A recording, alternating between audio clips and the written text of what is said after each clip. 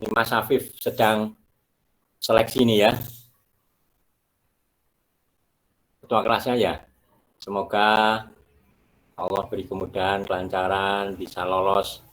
Kalau tidak salah, sekolah apa? Angkatan Udara atau apa kemarin itu? SMA apa? Ada 2 siswa kita, ada 1 siswa kita, Sebuntang 2 kalau tidak salah yang lolos. Ya, baik, wakilnya siapa? Wakil ketua.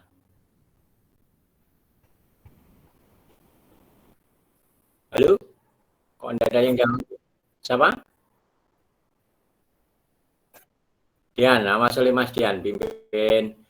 Jadi disiapkan, nanti dibuka kameranya, berdoa, salam.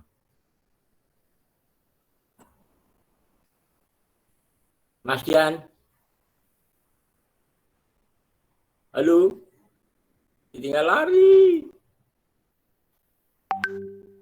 Mas Rifansa aja, minta Mas Mas Rifansa.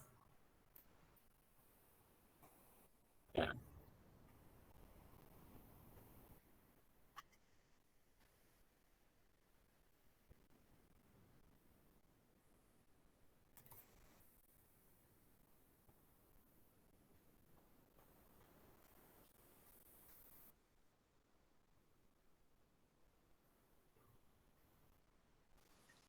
Waalaikumsalam warahmatullahi wabarakatuh wa maghfiratuh. Kok Mas Ahmad Rifan saja yang ini kok pelit sekali Pagi, kan? Pak. Selamat pagi yang gitu. Pagi, Pak. Salam ya. Ya. Jangan pelit-pelit kan. Anak pintar kok pelit. Ya. Kalau Widatra tidak boleh pelit. Harus banyak sedekah walaupun itu senyum ya. Tebarkan salam. Nah, ya gitu ya. Kalau tidak salah minggu lalu sudah tak sampaikan ini ya. Nggak boleh pelitnya. Senyum ya, senyum, salam, sapa, duluan, lomba-lomba duluan. Masuk ke Google Meet ini tadi siapa yang salam? Langsung masuk salam. Selamat pagi Pak Bambang. Assalamualaikum Pak Bambang. Kok tidak dengar saya tadi? Ya, Mas Sule ya. Tidak boleh pelit-pelit Kak. Itu baru salam ya, belum yang lain kan. Oke. Baik anak-anak sekalian, saya tanya Pak Rino. Pak Rino apa kisi-kisinya? Sama seperti TO pertama. Kisi-kisinya sama seperti TO yang pertama. Berarti kita harus benar-benar mendalami materi kemarin. Dari TO pertama MKKS, apa kesulitannya Kak? Kita coba lihat.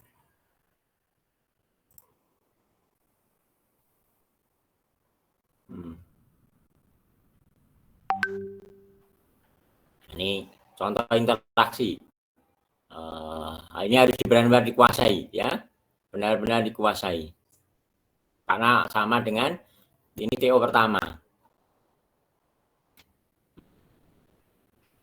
Contoh interaksi makhluk hidup kemarin yang keluar adalah raflesia. Berarti apa kemarin? Raflesia berarti apa? Parasitisme. Kalau misalkan tanaman anggrek dengan tumbuhan inangnya? Komensalisme. Jamur dengan tanaman yang inangnya? Kalau jamur apa Kak? Jamur menempel di pohon.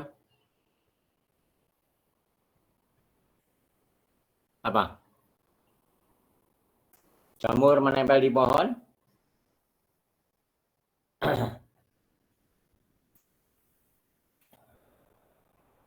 Tanaman lumut, tanaman paku, itu adalah komensalisme. Jamur juga komensalisme, tidak ini. Kalau lumut kerak, likenes. Halo, likenes lumut kerak. Lumut kerak itu adalah simbiosis antara jamur dengan alga. Lumut kerak itu simbiosis antara jamur dengan alga. Nah, sekarang dianalisis coba kita. Jamur punya klorofil tidak? Tidak. Tidak. Nah, alga punya klorofil tidak?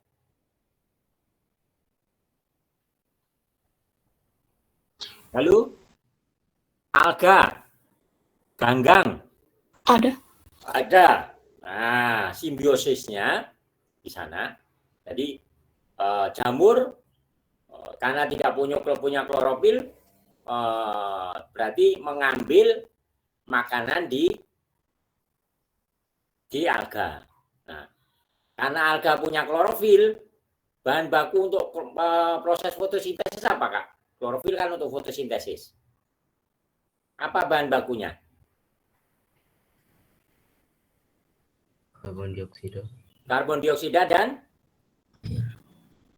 air. Nah, CO2 plus H2O itu sebagai bahan bakunya. Nah, jamur karena jamur tidak punya klorofil, tapi dia menyimpan air. Ya, menyimpan air. Nah, jadi kalau ada gambar lichen, nanti biasanya menempel di pohon ya. Tapi kalian harus tahu ciri-cirinya lichen, harus tahu ciri-cirinya alga, lumut gitu ya. Jadi seperti itu. Nah, jadi jamur dengan alga membentuk likenes, lumut kerak. Lumut kerak itu adalah karena jamur butuh makanan dari alga, karena proses fotosintesnya alga. Nah, alga membutuhkan air dari jamur, sehingga kira-kira apa simbiosisnya? Kira-kira apa, Kak, kalau gitu? Dari pengertian tadi, dari analisis tadi. Simbiosisnya adalah mutualisme, ya, saling menguntungkan. Ya, gambar. Nah, tapi kalian tahu kan gambar likenes ya, lumut kerak.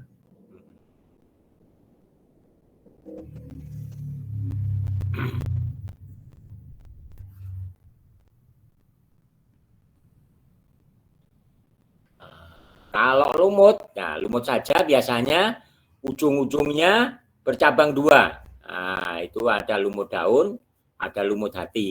Biasanya lumut hati itu tiap ini bercabang dua, ya ujungnya. Nah, itu adalah termasuk lumut. Kalau lumut apa? Lumut ke pohon inangnya. Berarti apa? Simbiosis? Halo? Lumut, tumbuhan paku. Suara saya bisa didengar nggak, Kak? Bisa, Pak. Bisa. Kalau begitu apa? Apa Mbak Ika?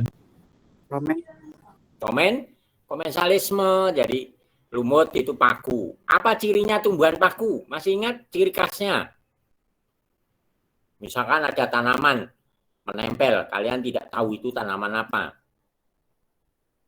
Ciri khasnya apa? Kan harus punya tahu ciri khas masing-masing. Ini tumbuhan paku, ini tumbuhan lumut gitu. Tumbuhan paku ciri khasnya daun mudanya menggulung, Kak. Ya, daun mudanya menggulung. Jadi kalau kalian sedang jalan-jalan, kok tahu ada tanaman yang daun masih mudanya menggulung, jadi menggulung melingkar. Kalau kalian ibu kalian sedang masak pakis biasanya, nah itu daunnya menggulung gini. Nah, itu adalah tumbuhan paku. Ya, gitu caranya. Terus kalau tahu tumbuhan itu lumut, ya, yang jelas tidak setinggi tumbuhan paku ya. Cirinya di ujungnya, ya, ujung tanaman itu biasanya bercabang dua, dikotomis ya. Itu adalah lumut hati. Ya, kalau itu lumut hati berarti komensalisme ya.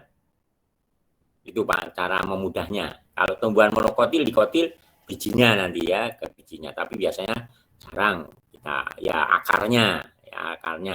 Biasanya akar serabut sama akar tunggang. Kalau biji terbuka tertutup, kalau terbuka berarti kelihatan. Itu harus kalian benar-benar pahami contohnya gitu kan ya. Itu kalau macam-macam tumbuhan ya. Oke, paham ya?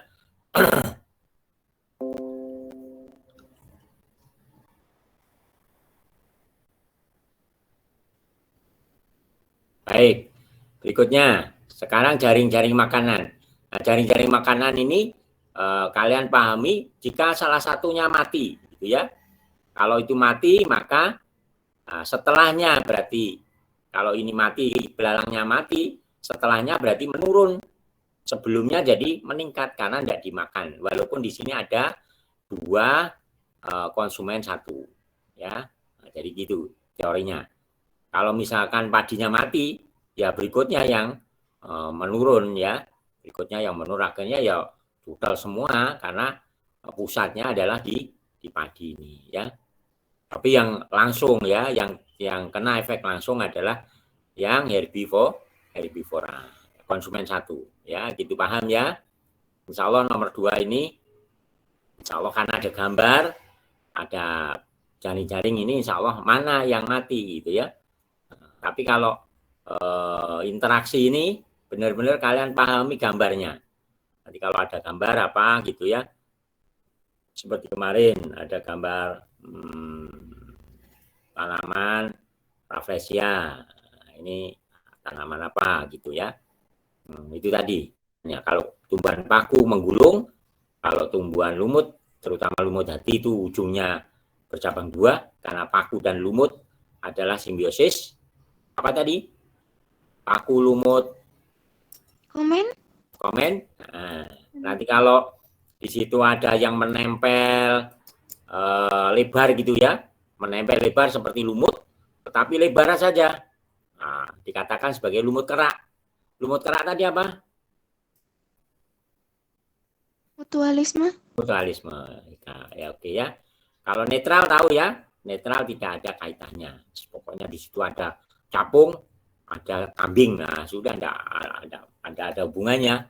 Capungnya makan serangga, kambingnya makan rumput. Jadi netralisme itu ya. Oke. Baik. Kita lanjutkan berikutnya.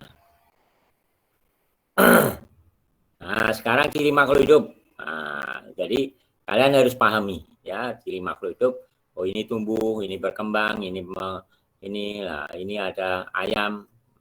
Apa tujuannya ayam bertelur ini? Apa tujuannya ayam bereproduksi? Apa, Kak? Halo? Untuk menghasilkan keturunan. Iya, untuk menghasilkan turunan, untuk melestarikan jenisnya. Nah, jawab aja, Kak ya. Mau salah atau benar nanti aja. Jawab ya, jangan diam Pak Bambang seperti ngomong sendiri. Ini didengar oleh istri saya, Pak Bambang ini bapaknya ini cerita atau apa ngajar atau apa kok enggak ada siswanya suaranya ditanya ya. Oke, ya. Jadi bereproduksi tadi apa? Untuk melestarikan keturunannya. Ya, mana yang misalkan ada gambar dan sebagainya ya. Biasanya ditandai apa? Ada telurnya banyak, ada anaknya banyak, ada pokoknya kaitan dengan itu. Ya. Oke, kita lanjut insya Allah. Nomor 4. Ini adalah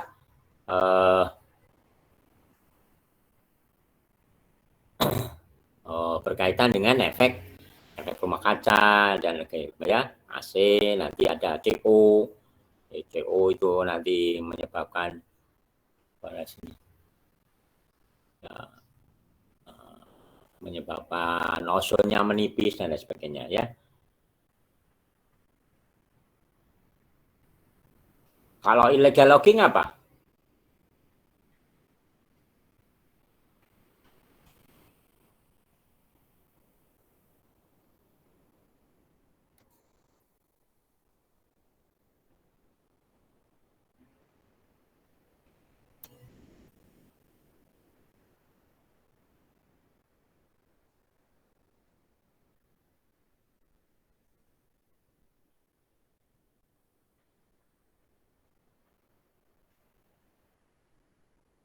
Illegal logging kan ada kasus illegal logging.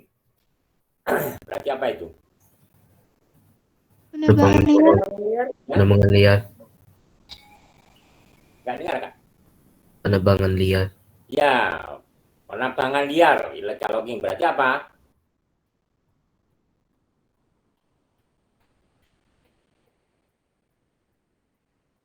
Penerbangan liar menjadi tanah longsor. Nah, di sana apa? Tanaman hijaunya banyak yang mati. Berarti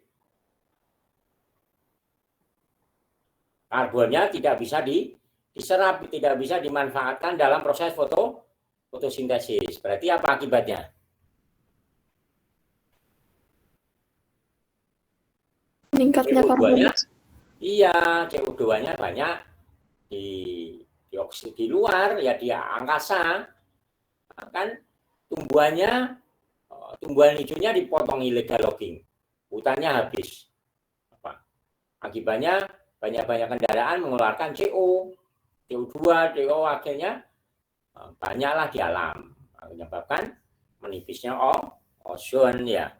Nah, gitu. Ya.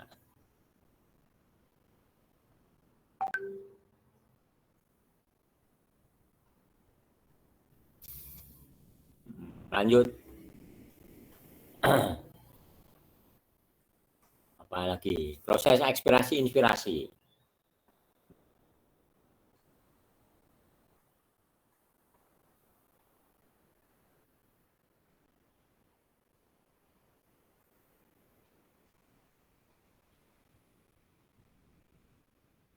Masih ingat ya? Pernapasan, ya, menarik, ini ya.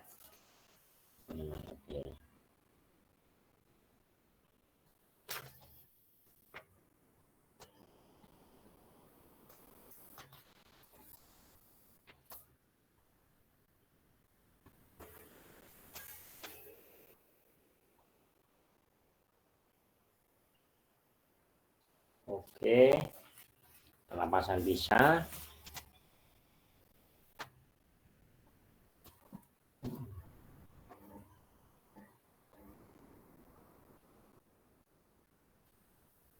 Ini adalah mekanismenya. Kalau organ-organnya masih ingat? Organ pernapasan, coba disebutkan. Halo?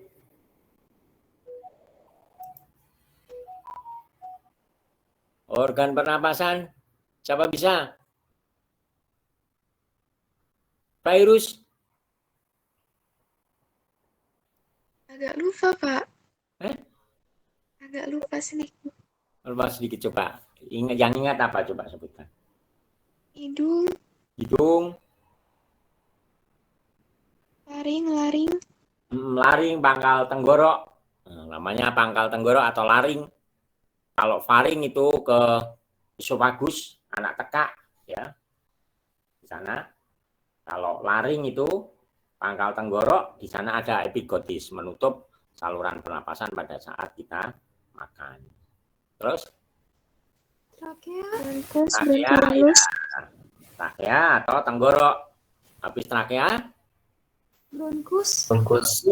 Ya, cabang tenggorok, bronkus. Nah, habis itu? Bronkiolus. Anak atau cabang dari bronkus. Nah, masih ingat bronkiolus itu cabangnya kiri dan kanan, ya. Kanan itu biasanya agak mendatar, bercabang 3, ya.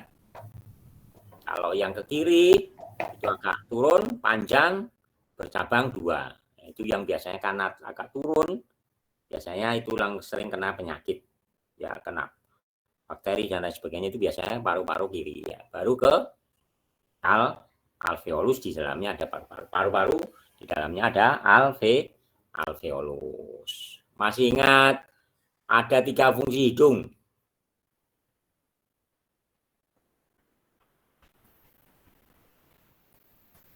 Ada fungsi hidung. Masih ingat?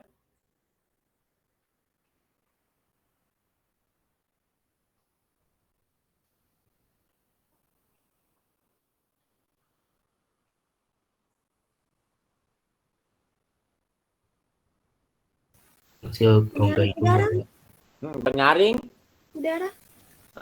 penyaring udara, terus apa lagi? Melembabkan udara. Iya, untuk mengatur kelembapan. Yang berikutnya, yang terakhir ada 3. Mengatur suhu. Ya, pengatur suhu. Jadi di sana ada rambut. Nah, rambutnya itu penyaring.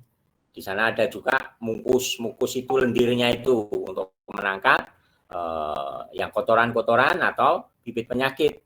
Karena di dalamnya ada sel darah putih dan saraf.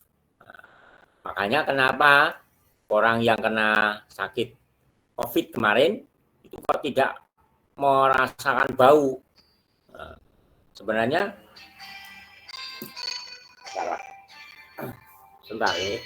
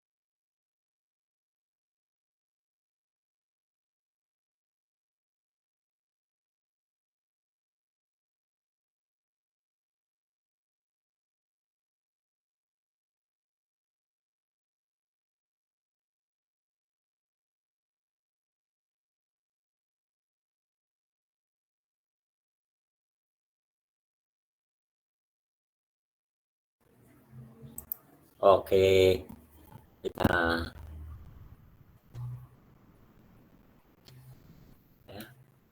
Oke, jadi tahu fungsinya ya. hidung tadi ada sarafnya, ada para pembau. Makanya kalau kena COVID ya karena tertutup lendir, sebenarnya tidak hanya COVID saja. Kalau kalian flu ya selera makan berkurang. Kenapa selera makan berkurang? Karena sarafnya tertutup oleh lendir mukusnya itu, sehingga kurang enak makannya. Walaupun ada sate, ada apa yang kalian senang, apa tenang, nggak selera gitu ya. Gitu. Kita lanjut ke trakea, ke laring. Di sana laring ada epiglotis. Jadi makanya kalau kalian sedang makan tidak boleh ngomong, Kak, ya. Kalau kami dulu benar-benar dimarahi, Kak, sama orang tua. Makan ngomong, selesaikan dulu makannya. Nah, itu makanya harus selesaikan baru ngomong. Kalau enggak ya tersedak memang. Nah, dan juga enggak baik kan. Kalau dalam sopan santun kan ada tata krama untuk makan kan, nanti bisa nyembur itu, tersedak bos gitu ya. Apalagi kalau ada jagung yang ditumbuk itu, Kak, namanya emput gitu. Kalau bahasa kami itu namanya makan emput itu kan jagung ditumbuk, terus dikasih kelapa, dikasih kan enak. Nah itu kalau sedang makan itu, kalau kita ngomong itu bisa nyembur ke mukanya temannya itu ya. Itu ya, makanya tidak boleh makan itu ya. Berikutnya, nah di laring tadi ada epiglotis, makanya nutup, dan depannya ada jakun ini. Nah, kalau laki tumbuh besar. Jadi karena ini menunjukkan bahwa jakun itu untuk pertumbuhan sekunder, ya, pertumbuhan sekunder. Nah, di jakun ini ada pita suara. Nah, dia ada pita suara, makanya suara kita bisa. Bapak, Ya, saya izin swab sebentar ya. ya, oke. Kita lanjut ya. Masuk ke batang tenggorok, trakea. Nah, di trakea ini adalah ada juga sel-sel bersilia. Fungsinya adalah menangkap kotoran tadi. Jadi sebenarnya udara masuk ke paru-paru itu sudah bersih benar, Kak. Sudah ditangkapi oleh tadi ya. Epitel, sel epitel ini yang bersilia. Nah, masuk ke bronkus juga sama. Nah, sama, terus ke alveolus. Nah, di alveolus di sini ada tempat pertukaran oksigen dan karbon dioksida. Di sana. Nah, masuk lagi.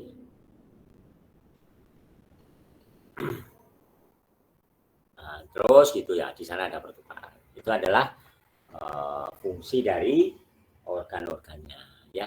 Nanti penyakitnya banyak sekali ya, penyakitnya banyak sekali. Tadi mekanismenya kemarin itu ya, insya Allah nggak keluar lagi mekanisme karena sudah keluar lagi ya. Tapi bisa juga dipelajari, Kak. Ya, bisa juga dipelajari. Namanya ulangan ya. Tapi biasanya kalau ini sudah, tapi ya tetap namanya siap-siap. Kalau inspirasi, masih ingat pernapasan dada, apa yang bekerja kalau inspirasi? Inspirasi berarti apa? Menarik napas. Kalau inspirasi menarik itu berarti kontraksi atau relaksasi? Kontraksi ya. Pokoknya menarik napas itu ini berkontraksi. Baik diafragma atau otot antar tulang rusuk berkontraksi, terangkat. Ya, ingat, tapi diafragma adalah malah mendatar ya. Kalau berkontraksi, rongga dadanya tambah besar atau tambah kecil ruangannya? Tambah besar karena udara masuk tadi. Cuma tekanannya besar atau kecil? Ya. Kalau ruangannya besar, tekanannya kecil. Ya, itu yang perlu diingat ya. Sehingga udara masuk.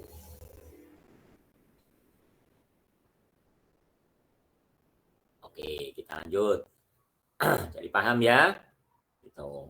Sekarang saluran pencernaan. Nah, kalau tadi adalah pernapasan, ini saluran pencernaan. Ya.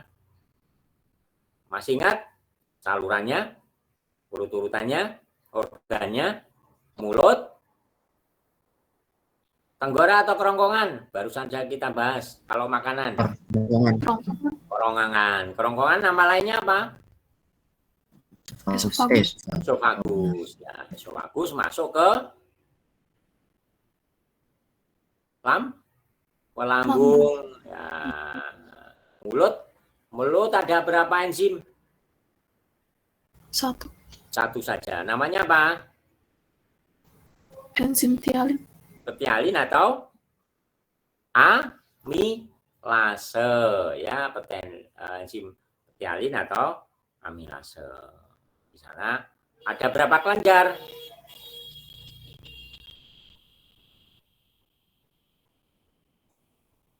Ada berapa kelenjar? Ada tiga kelenjar, ya. Kelenjar di bawah telinga, di bawah lidah, dan di rahang, ya, rahang bawah, ya. Jadi ada 3 kelenjar di sana: parotis,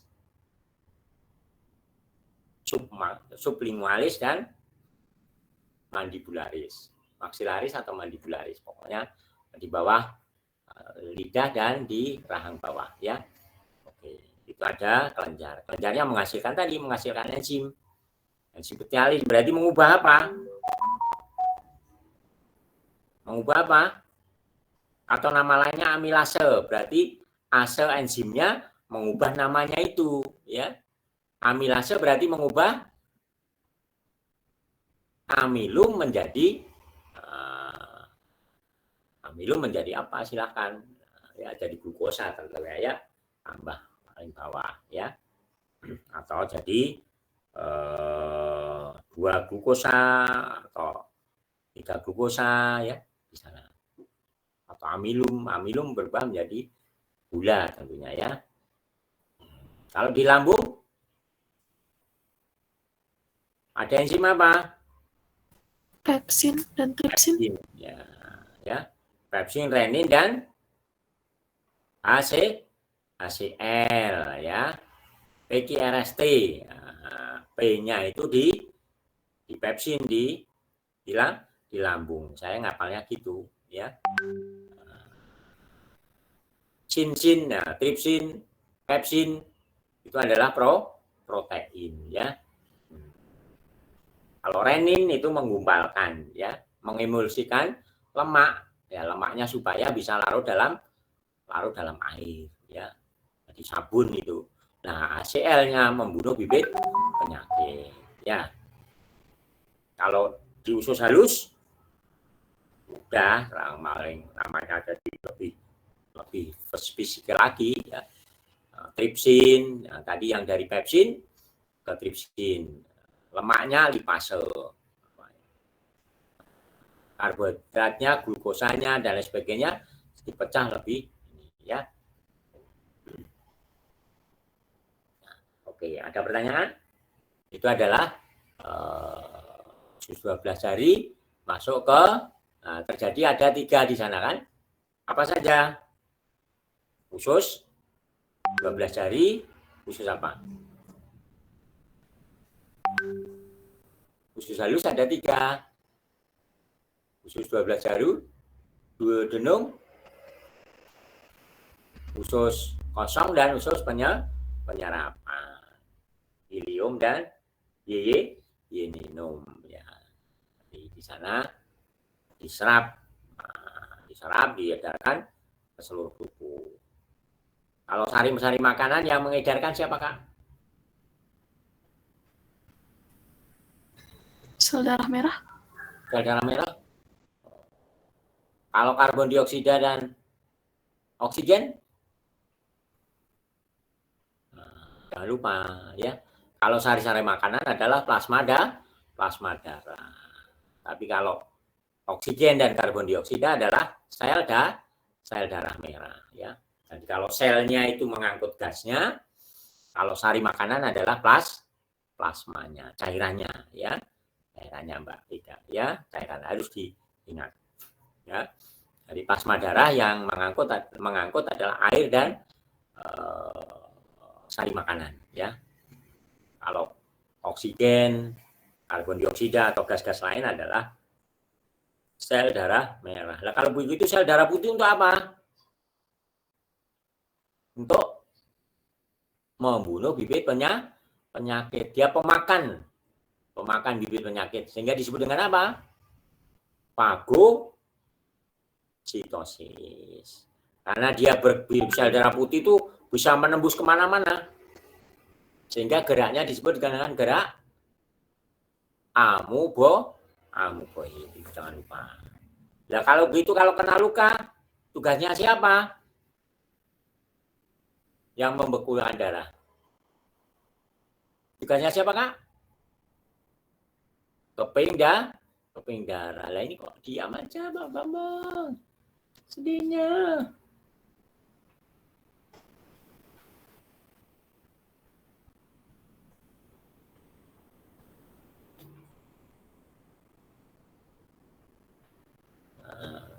Oke. Jadi nanti banyak macam-macam. Ya. Kemarin saya lihat daerah mana itu? Orang daerah Kalimantan atau mana ya? Gemuknya itu sampai beratnya perempuan ini 350 lebih mungkin. 350 lebih. Itu kalau gitu untuk mengurangi bagaimana, Kak? Bagaimana caranya? Atau kalian pernah anak laki-laki? Siapa itu namanya ya? Gemuk. Sekarang ternyata sudah turun. Beratnya 100 lebih turunnya. Siapa namanya? Dilatih oleh yang binaragawan itu siapa, Kak? Siapa namanya binaragawan Indonesia itu? Adiroy. Adiroy. Itu turun, Kak. Nah, ternyata olahraga dan menjaga pola makan itu bisa menurunkan berat badan. Kira-kira harus makan apa, Kak? Yang jelas tidak karbohidrat. Kalau bisa protein, ya. Protein, karena protein itu tidak, kalau kelebihan tidak disimpan dalam bentuk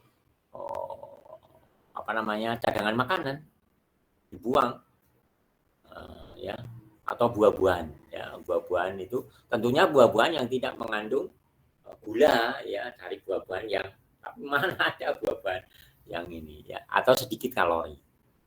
Ya, yang jelas protein itu, Pak. Jadi, makan daging, makan protein itu adalah ini. Dan tentunya juga olahraganya benar-benar di flash. Dulu Mas siapa yang yang di Pisangan Ceria itu kalau tidak salah. Itu adalah dulu siswa kita, gemuk. Dengan pola makan, dengan olahraga, ternyata dia bisa menguruskan badan, ya. Nah, itu kalau perencanaan ya, Kak, ya. Jadi kalau perencanaan berkaitan dengan obesitas, nah, silakan, ya. Oke, kita lanjut ke alat ekskresi. Alat ekskresi. Ada berapa macam alat ekskresi kita? Coba disebutkan. Halo? Kulit. 1, 2. Hati. 3. Ginjal. 4. Atau 3 saja? Paru-paru. Ya, jadi ada 4 alat ekskresi kita. Biasanya paru-paru karena juga dibahas di respirasi, tidak dibahas mendetail, ya. Nah, yang dibahas mendetail itu biasanya ginjal, hati, dan kulit. Kulit di indera biasanya, ya. Enggak begitu lagi membahasnya sampai mendetail. Nah, ini berkaitan nanti dengan sistem pencernaan, sistem ini. Nah, kenapa hati dikatakan sebagai alat ekskresi? Karena kenapa sesuatu itu dikatakan alat ekskresi? Ya karena mengeluarkan zat sisa gitu, Pak, ya. Zat sisanya paru-paru apa? Zat sisanya Karbon dioksida. ya karbon dioksida dan uap air. Zat sisanya kulit apa? Keringat. Keringat. Zat sisanya hati apa? Getah empedu. Dari mana sebenarnya getah empedu itu? Mas Andra, dari mana getah empedu itu? Dari pemecahan sel-sel darah merah kita. Sel-sel darah merah kita itu dihancurkan Kak yang sudah tua. Setiap berapa bulan? Setiap 4 bulan atau sekitar 120 hari. Jadi orang yang cuci darah Kak. Orang yang leukemia itu adalah sel darah putih terlalu banyak, akhirnya menyerang sel darah merah. Nah, itu juga harus dikuras, dibersihkan. Nah, tiap bersihnya adalah setiap 120 hari. Nah, mahal Kak, ya, cuci darah itu. Nah, jadi, pada saat pemecahan sel darah merah itu banyak zat-zatnya yang hasilnya, yaitu namanya bilirubin dan biliverdin itu menjadi warna urin dan warna feses. Nah, kenapa kita pada saat check up itu kok disuruh bawa itu supaya tahu hati kita. Oh ini SGUT, apa itu namanya ya, mengecek hatinya. Oh ini sakit hati, ini sakit ini ya. Dari urin dan fesesnya. Termasuk nanti berkaitan dengan ginjal ya. Ya. Kenapa juga keringat? Nah, kalau keringat dari mana hasilnya?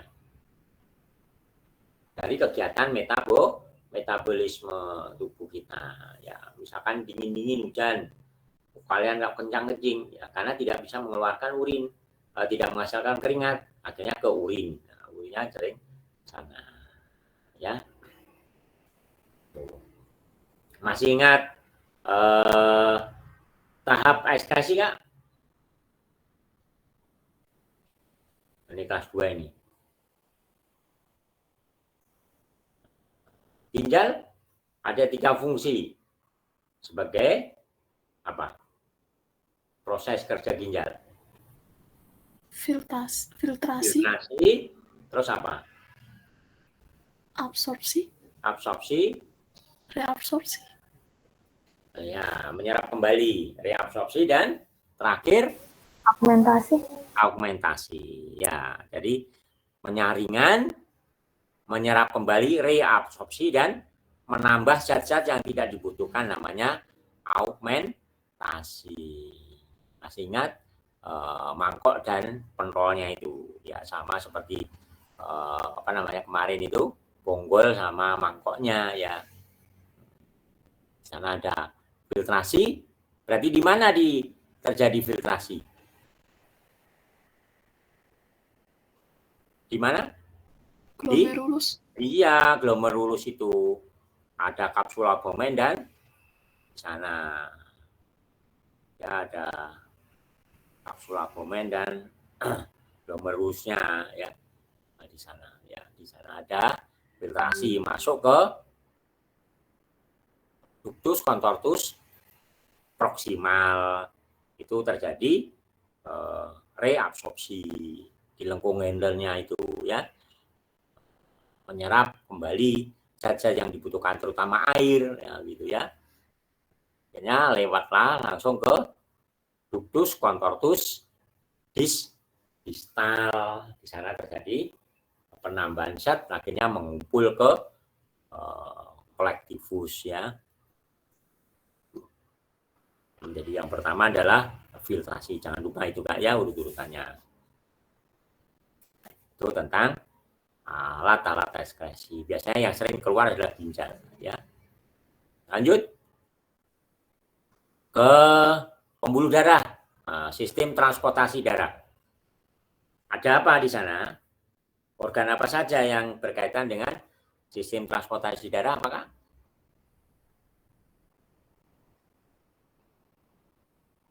Apa? Yang berkaitan sistem transportasi darah? Yang pertama, darah.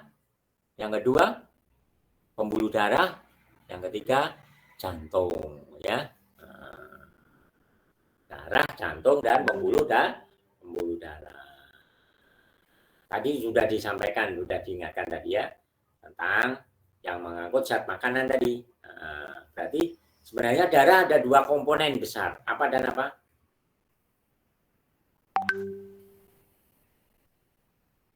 Yang cair dan yang padat. Yang cair disebut apa? Plasma. Plasma darah. Yang padat? Sel darah. Jadi plasma darah tadi yang mengangkut air, mengangkut zat makanan, ya. Di sana ada hormon, ada kelenjar-kelenjar, hasil kelenjar, ya. Ada fibrinogen, ya. Padahal itu untuk pembekuan darah. Di sana ada hormon, ada ini ya, enzim, ada zat makanan, ya. Jadi itu plasma darah airnya. Kalau sel darah ada berapa? Ada tiga. Eritrosit, leukosit, dan trombosit. Ya, sana. Selanjutnya jantung. Jantung punya kekasan, ototnya otot jantung sendiri kemarin sudah disampaikan. Jantung ada berapa ruang? 4. Apa saja di sana? Serambi kanan, serambi kiri, bilik kanan, dan bilik kiri. Iya, ada 2 serambi dan 2 bilik. Ya. Antara serambi dan bilik ada katup. Katup kanan ada berapa? Ada 3 katup. Sehingga disebut dengan valvula tricuspidalis. Nah, ada valvula tricuspidalis, ada 3 katup. Yang kiri ada 2. Ya. Nah, di jantung ada tekanannya. Tekanannya. Masih ingat cara ngingatnya? SD. Ya.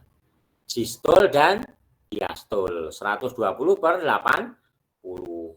Karena dia tinggi, maka sistol. Apa sistol itu? 120 tekanannya. Berarti apa? Dia jantungnya berkontraksi. Berarti sedang menguncup. Berarti yang menguncup itu serambi atau bilik? Nah, cara mengingatnya serambi atau bilik, seperti rumah itu, Kak. Yang di depan itu apa, Kak? Di teras itu namanya apa? Serambi. Di serambi depan. Kamar-kamar bilik. Nah, gitu ya. Jadi serambi berarti yang di atas, bilik yang di bawah. Ya. Karena darah keluar lewat bilik, maka yang berkontraksi serambi atau bilik? Yang berkontraksi adalah, berkontraksi itu mengkerut, Kak. Tegang ini.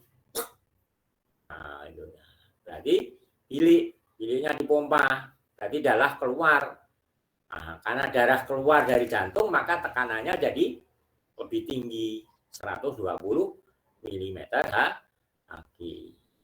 80 itu darah kembali ke jantung. Berarti apa? Berarti serambinya mengembang. Ya, serambinya mengembang, darah masuk. Namanya diastol. Nah, kenapa kok tekanannya berkurang jadi 80? Karena terjadi gaya gravitasi. Karena melawan gaya gravitasi naik ke jantung. Dari bawah ke atas. Nah, sehingga tekanannya jadi berkurang. Nah, ya. Kalau pembuluh darahnya semakin menyempit, tekanan darahnya besar atau kecil, Kak? Kalau kalian punya selang, dari besar dikit-dikit terus selangnya kecil, darahnya, airnya deras atau tambah kicik-kicik, Kak? Deras. Deras. Makanya orang yang sedang tersumbat oleh lemak, kolesterol itu tekanannya jadi keras, Kak. Karena tekanan keras menyebabkan pembuluh darahnya pecah. Ya, tekanannya jadi keras kan, pecah. Nah, pecahnya pembuluh darah di otak, akhirnya sarafnya jadi tidak terkirimi oksigen, menyebabkanlah sarafnya jadi mati. Nah, karena mati menggerakkan biasanya yang kena duluan adalah alat gerak. Nah, makanya alat geraknya jadi lumpuh. Bagaimana caranya? Ya disedot lagi Kak darahnya. Darahnya disedot, pembuluh darahnya dibersihkan, makanya ada ring-ring kan. Kalau dengar itu orang tua kalian, jantungnya dipasang ring. Nah, ring itu cincin. Nah, ya, dibeli cincin. Nah, sekarang teknologi orang tidak dengan operasi dibelah dadanya, enggak. Jadi hanya di selangkangan gini, Kak. Dibelah, di pembuluh darahnya dicari, nah, dikirimi, didorong, ringnya tadi, cincinnya tadi, terus dipasang pakai alat yang bisa dengan komputer, Kak. Itu canggihnya teknologi. Sunat aja sekarang tidak langsung dipotong seperti pakai pisau, pakai laser aja, dibakar. Tapi yo perih, ya.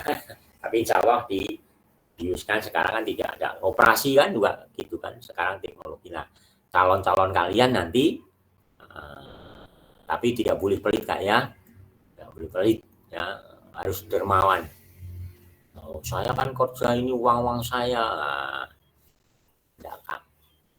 Sebagian dari harta kita adalah milik fakir miskin, anak yatim dan anak terlantar. Nah, itu harus punya konsep itu siapapun ya.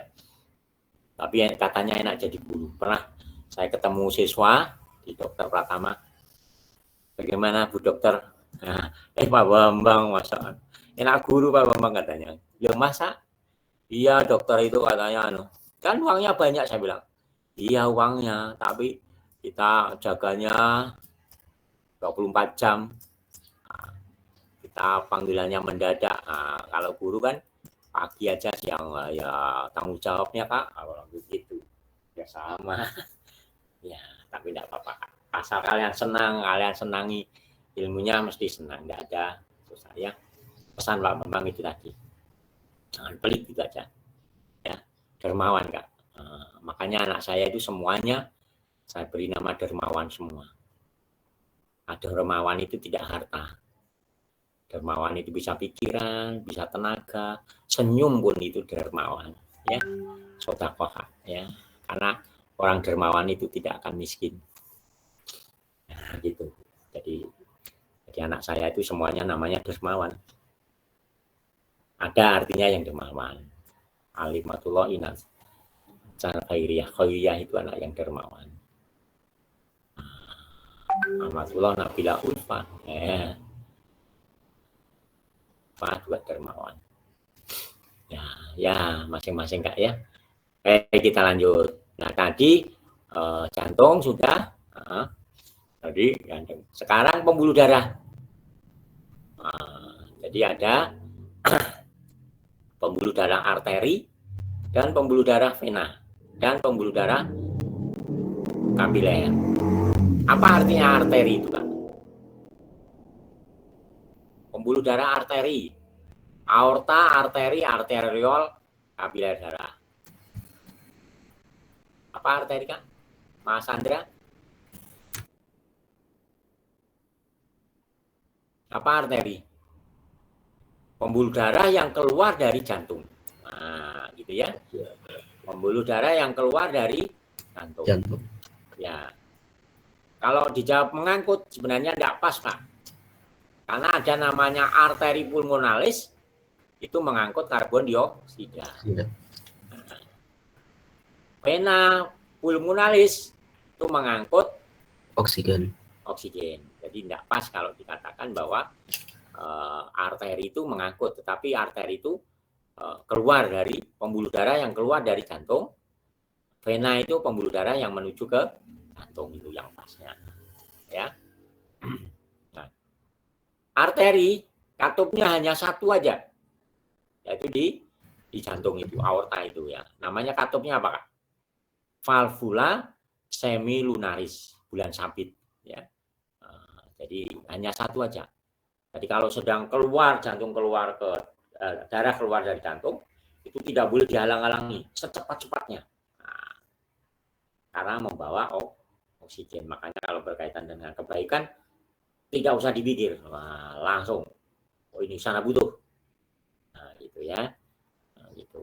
Wah, saya perlu salam, saya perlu senyum ya gitu ya. Enggak usah merengut ditahan ya, jadi enggak pas ya. Kalau pembuluh vena sebentar ada katupnya sepanjang pembuluh darahnya itu supaya apa? Supaya darah tidak kembali lagi karena menuju jantung, tidak balik lagi ke arteri ya. Nah, begitu juga tumbuh balik ke serambi ke bilik. Serambi ke bilik itu juga ada katupnya supaya tidak kembali lagi. Ya itu, paham ya? Oke, kapiler sudah. Jadi di sana terjadi peristiwa pertukarannya ya, AB-nya di sana. Oke. Ada pertanyaan? Oke. Kita lanjutkan sekarang. Ya, sekarang ke tumbuhan. Nah, tumbuhan yang sering keluar adalah daun. Nah, ya. Daun. Nanti ada gambar daun. Daun. Lapisan yang paling atas apa namanya, Kak? Biasanya.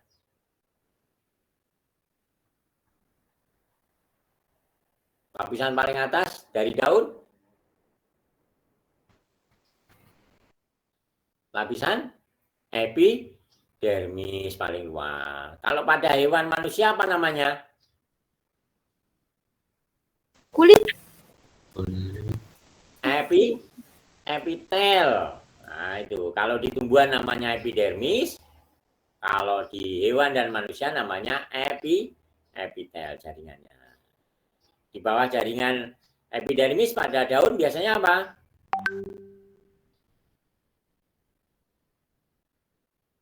Jaringan polisade. Jaringan polisade ada berapa macam? Pada daun ada dua. Jaringannya rapat disebut dengan jaringan apa? Jaringan tiang atau jaringan pagar. Kalau yang berongga-rongga disebut dengan jaringan sponsa atau bunga karang. Ya. Terus baru yang di tengah. Di tengah apa biasanya? Gambarnya adalah jaringan pengangkut.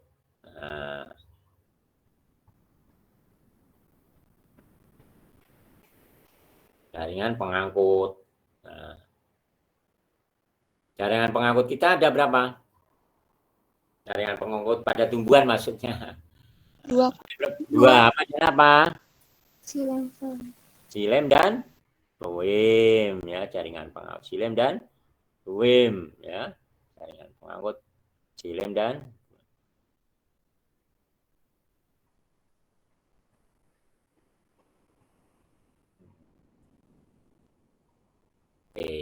lalu nanti di bawahnya ada jaringan yang lapisan epidermis bawah biasanya ada apa? Ada stomata. Kita lanjut, masih ada waktu. Nanti kalau sudah sampai 50 ya, saya hentikan untuk absen ya. Baik, tadi tentang daun. Sekarang alat reproduksi, insya Allah bisa. Kenapa kok kadang-kadang alat reproduksinya kok wanita terus tidak pernah laki gitu ya? Karena yang mungkin yang membuat orang laki ya perempuan aja gitu. Enggak kayak biasanya yang laki tuh walunya panjang ruwet gitu ya. Kalau perempuan kan biasanya gampang, pokoknya ovarium, corong ovidak, rahim gitu aja ya biasanya.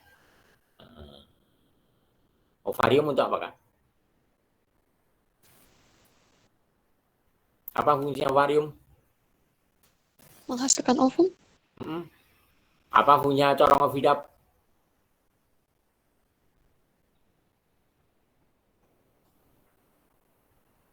Apa fungsinya corong oviduct atau tuba falopii namanya? Menangkap sel telur yang sudah lepas. Iya. Sel telur yang sudah lepas namanya apa?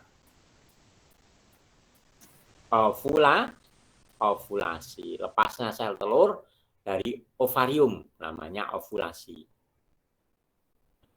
Kalau telur ovum, jadi O semua. Ovum, ovarium, ovulasi, oviduk.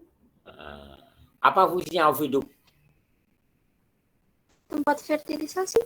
Ya, tempat fertilisasi, tempat pembuahan.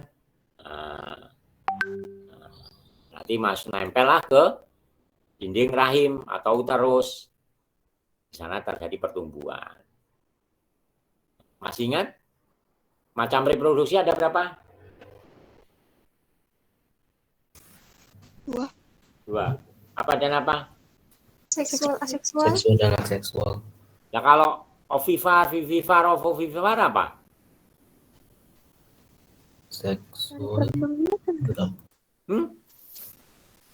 Nah ini, Bapak harus meluruskan lagi nih ya. Jadi macam reproduksi itu benar ada 2, Kak.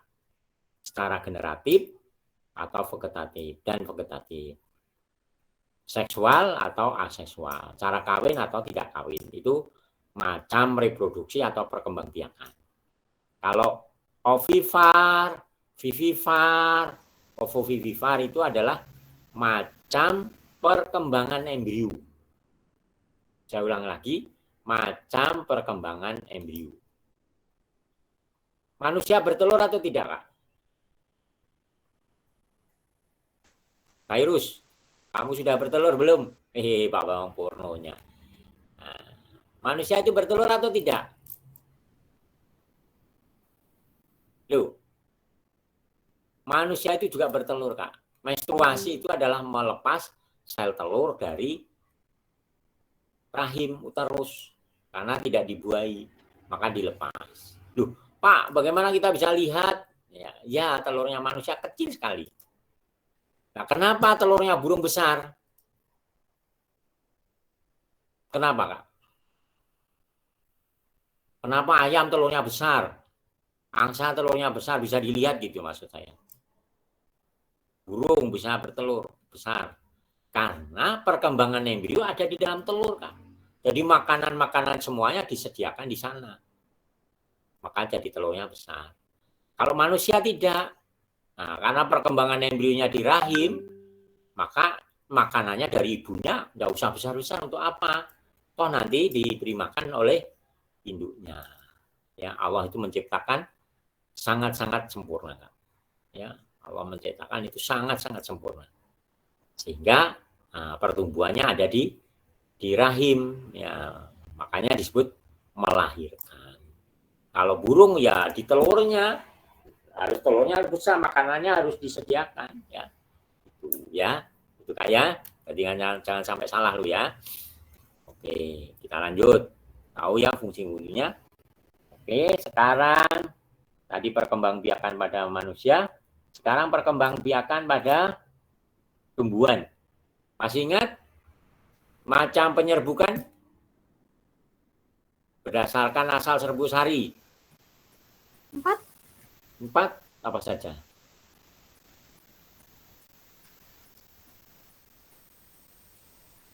Bastar, silang, lagi. tetangga, Ya, itu sama sama diri. sendiri ya. Jadi ya gampang. Kalau dari benang sari dan butir bunga itu sendiri apa namanya? Autogami atau penyerbukan sendiri.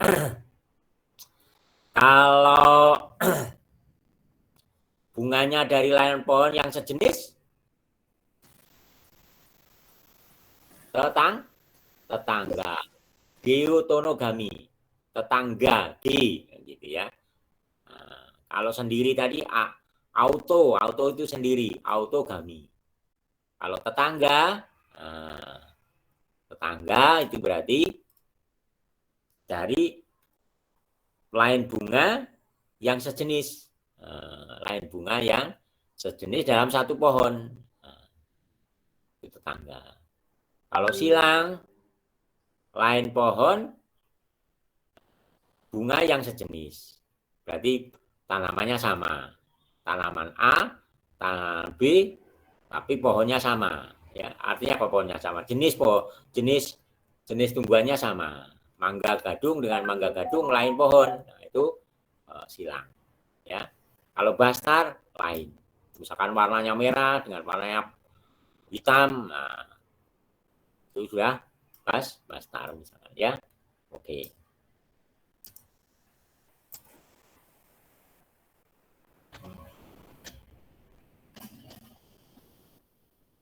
Persilangan hibrida sekarang. Persilangan hibrida perbandingannya berapa, Kak? Kalau normal perbandingannya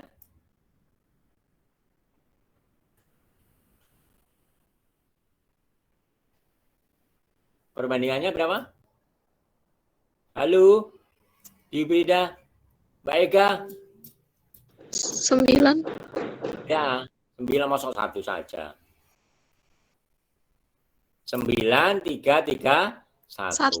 Ya, 9, 3, 3, 1. 9 punyanya siapa? Punyanya dominan. 3 punyanya siapa? Dominan resesif. Yang 31-nya punyanya siapa? Resesif dominan. Yang 1 punyanya siapa? Resesif. Resesif. Nanti kalau ditanya ke persentase yang minggu yang lalu, ya ditanyakan persentase itu. Ya. Nah, berarti bagaimana? Berapa persen 9 yang dominan itu berapa persen? Sekarang hitungnya bagaimana? Kalau ditanyakan 9 per 16 kali 100. Iya, 9 per 16 kali 100. Misalkan ada B besar, B kecil. Nah, berarti dominan resesif gitu ya. Kalau dominan ya B besar, B besar, B kecil, B besar, B kecil gitu ya. B besar, M kecil, atau B besar, M besar, B besar, M kecil. Nah, itu kan dominan, ya gitu. Jadi kalau resesif misalkan bunga merah buah kecil dengan bunga putih buah besar. Merah dan besar bersifat dominan, putih dan kecil bersifat resesif. Nah, berarti kalau berapa persen putih kecil? Hitungnya bagaimana? 1 per 16 kali 100%. Ya, 1 per 16 kali 100% itu berarti resesif. Paham ya? Oke.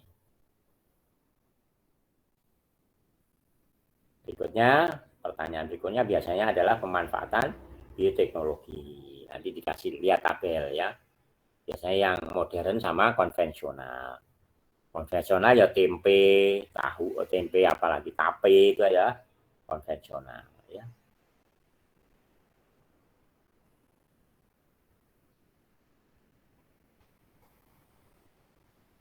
Kecap itu ya konvensional. Kecap apa?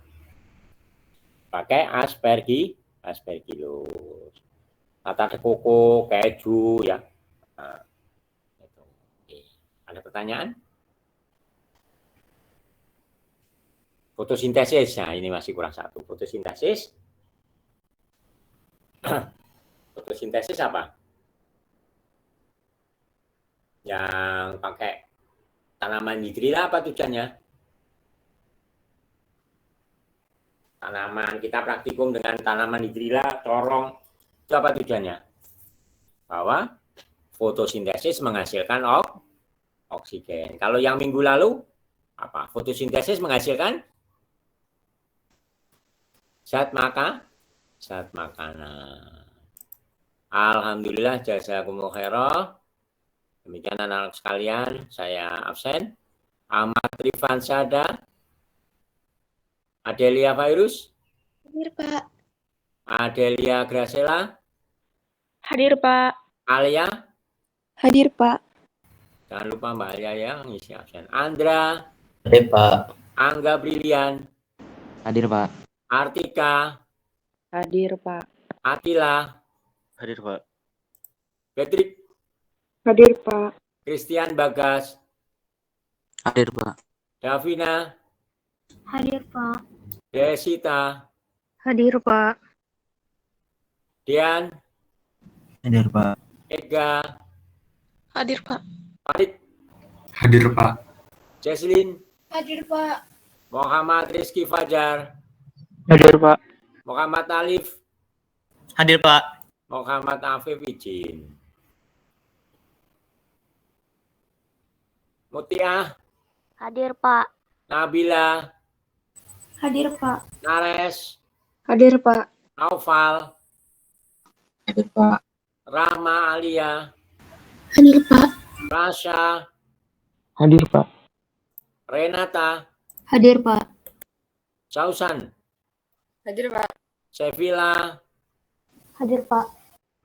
Susana, Hadir, Pak. Yuanda. Hadir, Pak. Alhamdulillah, jazakumullah khairan. Makasih anak sekalian. Minggu depan MKKS kedua itu tadi soal-soalnya, kisi-kisinya. Insya Allah kalau kalian memperhatikan, insya Allah banyak yang bisa.